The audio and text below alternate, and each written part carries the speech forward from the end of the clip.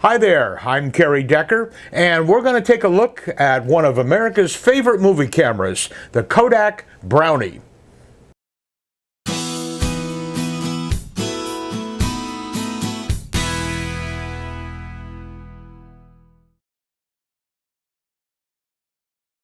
For big, clear, colorful, low-cost movies, you can get a Brownie movie camera for only $32.50 or as little as $3.50 down. Remember, Brownie movie cameras are made by Kodak, and the surest way to better movies is to insist on that name, Kodak. Hi there, I'm Kerry Decker, and we're going to take a look at one of the most popular old 8mm cameras. It's the Kodak Brownie movie camera.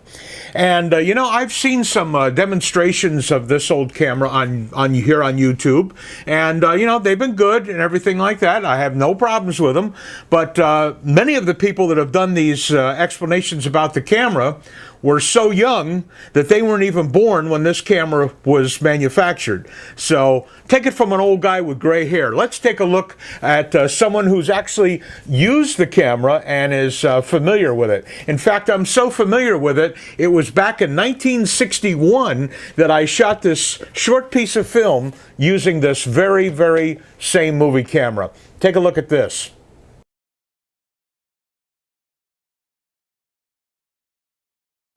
Yeah, that was an old film clip that I shot into a mirror back in 1961 of myself using this very same camera. But it's been a great camera over the years, and let's take a little closer look at it, and I'll show you some of the features and how the camera loads. Now, to open it, you had to actually push it in and slide it over, and that was good because that would be like a lock, and you wouldn't accidentally, you know, if you was pushing against something, the whole side would fall open, and of course it would ruin your film. So you had to push it in and slide it over, and then the camera would open up, and there you go, and there is your 8mm film, which was inside.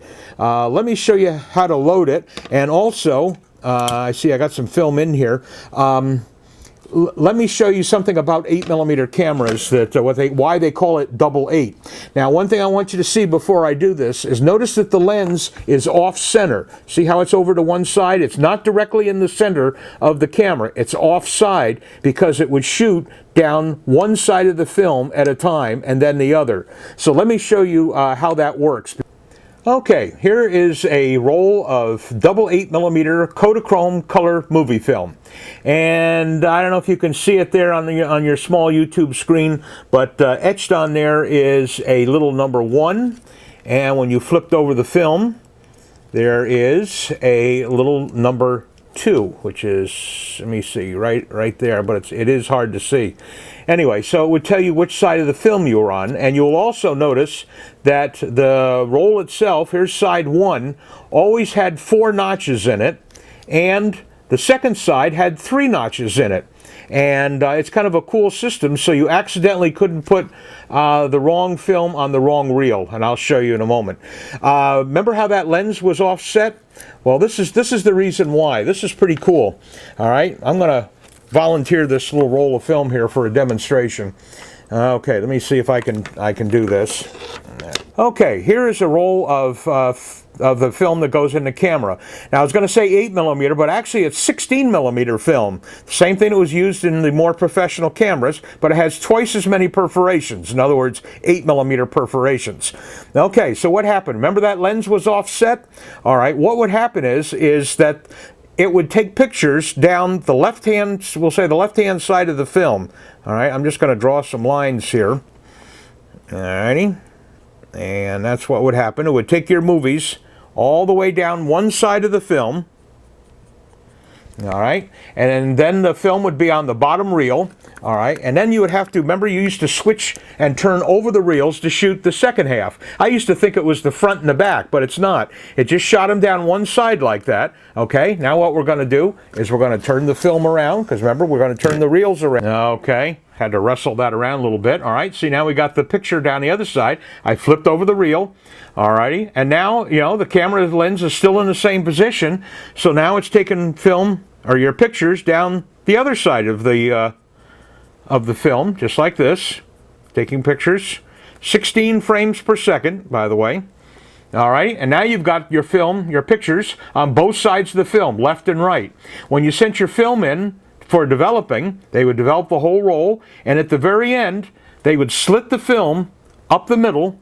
So now you have two 8mm strips of film, and they would splice the two strips together, and lo and behold, you would now have 50 feet of 8mm film. Okay, once again, we got the camera open. I've taken the two reels out offhand, and every movie camera used to come with a metal reel, usually painted black, where you could only put the take-up reel in the lower take-up slot. All right, if I tried to put this reel on the top slot in that same position, it will not fit on, not at all. So they made sure that you had your reel here, and then your new roll of film with side 1 would only go and fit on the top reel, and with that side 1 up. So you could really only load these reels a certain way for the first half of your film.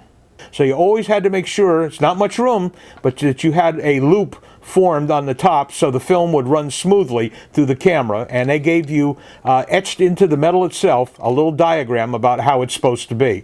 All right, let me load the camera. Okay. All right, I've got the camera loaded. All right, it's running properly.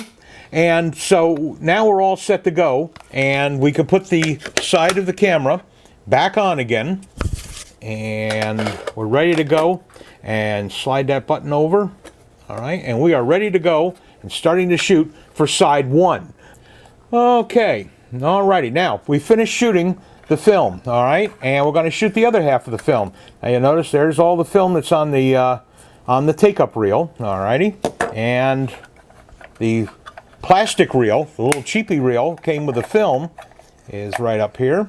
All right, now here's the secret. You just can't switch the reels. Remember, once again, the pegs on it won't allow you to put it in backwards. You do have to flip it over. So your main reel now becomes your take-up reel.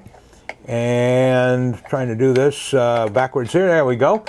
Fits right on there, no problem. And let's get the what was the take-up reel. All right, it's got the painting on it and tells you that you have to flip it over before you use it. All right, that's what we're going to do. We're going to flip the reel over, and now this becomes your main supply of film, because we're going to shoot down the side of the film again.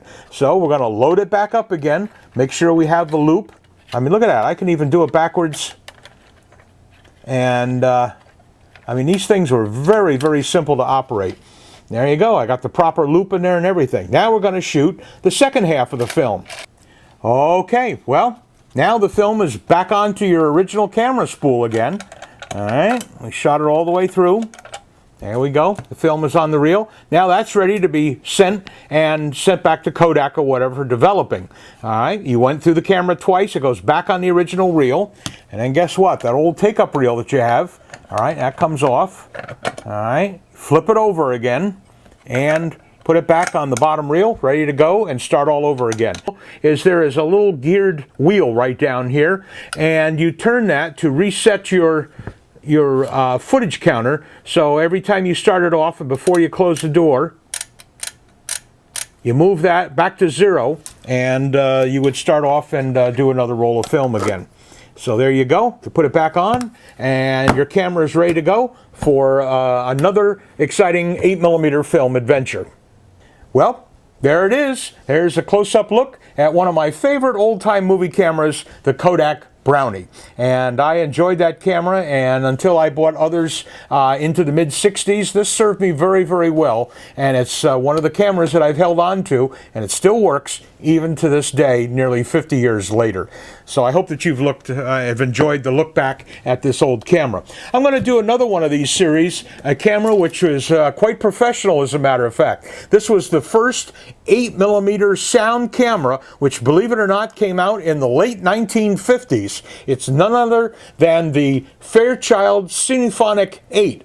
Turret lens, and it shot film with magnetic sound. A camera far ahead of its time, believe me. A wonderful, wonderful camera, and we're going to show that in another episode. So, this is Kerry Decker, thanking you for your time this time. Until next time, we'll see you again real soon. Bye-bye now.